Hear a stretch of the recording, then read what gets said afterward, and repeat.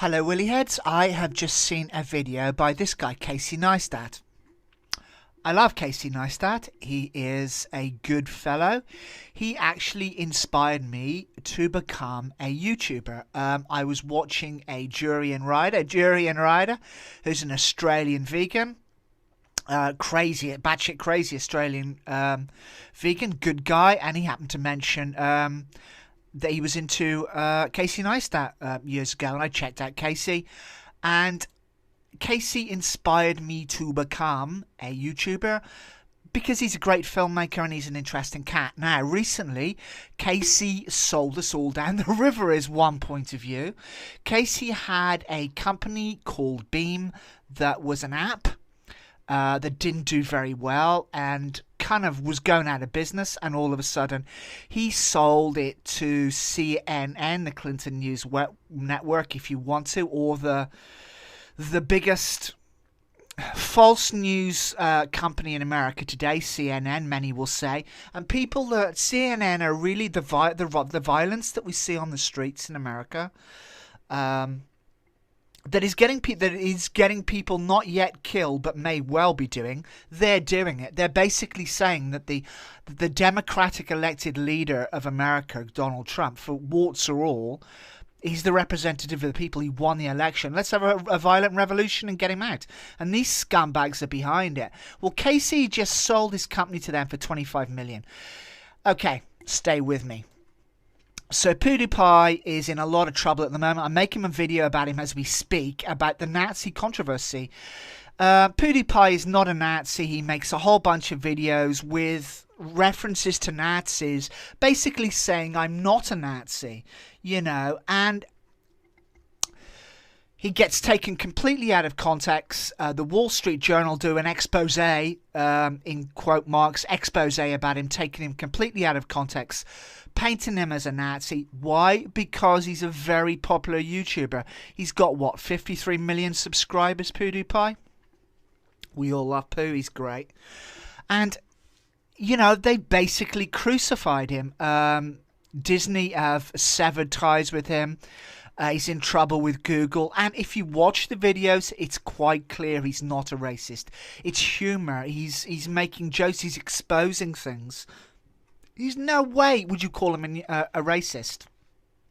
He's our biggest YouTuber, and what does Casey Neistat do? Fucking crucify him. He crucified him. I'm watching this video here, PewDiePie versus free speech, and Casey Neistat crucifies PewDiePie and hangs him out to dry, and basically says you've got to watch what you're saying. You're getting YouTube into trouble. He doesn't actually come out and say PewDiePie's a racist. What he says is you've got to watch what you're saying because things can be interpreted in certain ways. You fucking sellout, Casey Neistat. You've just sold us all down the river. As I said, he just sold his company to CNN for £25 million. He now works for the mainstream media, not us. And I am disgusted in you, Casey Neistat. You fucking sellout.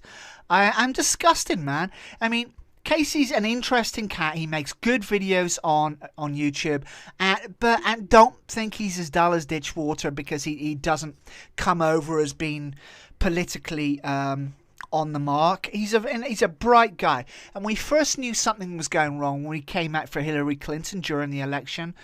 The internet was behind Trump because we know what's going on with WikiLeaks and stuff like that.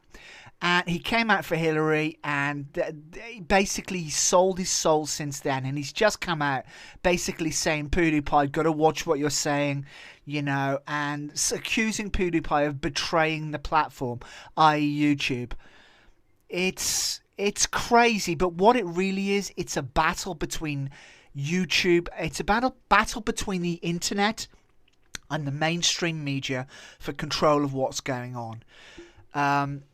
1/3 of the world's population is on YouTube, 1.3 billion or 1.5 billion on Facebook, the same again on Twitter. In fact, I think it could be 1.8 billion people on Facebook.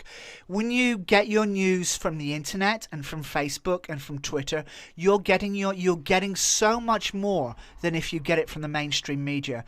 What's your favorite newspaper in the mainstream media? In my country, a lot of left-wing people buy The Guardian. The editorial team of The Guardian is 20 fucking people.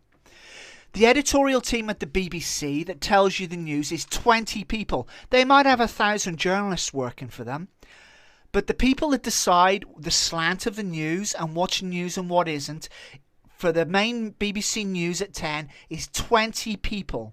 You're getting your news from that tiny sliver of people that work in most cases for corporations and the government, rather than getting your news from billions on the internet. And Casey, you fucking rat, you're backing up the wrong side. And I'm swearing and I'm passionate. I don't want anybody to hurt Casey. I like Casey. He's a good guy. I owe him a favor. He got me into YouTube and he inspired me to be a YouTuber. I still watch his stuff. He's okay. But you're selling us down the river, Casey. You fucking traitor. You are selling us down the river. And I can't believe it. And this is the video. I'll put a link below. Pewdiepie versus free speech. And that's it. And Casey Neistat has just stabbed basically Pewdiepie in the back. And he's just stabbed the internet in the back. And in this fight to control the narrative of what we believe about the world, of what's going on in the world. And it is the essence of our times. It is the fight of our times. Do we get our news from the internet and Facebook and YouTube and social media, which is basically me and you? Do we get our news from billions of people, or do we get our news from a tiny sliver, the less than the 1% that make up the mainstream newspapers? And this son of a bitch, Casey Neistat, of all people, is backing up the reptilian overlords. And so I don't want to make this video. I'm throwing it out there, and don't think this is hate speech against Casey, but you know, you are a fucking traitor, Casey Neistat. You are a traitor. Yeah, okay, that's it. Bye-bye for now, Willy Heads. I have spoken, and as always, please feel free to let me know what you think. Bye-bye for now.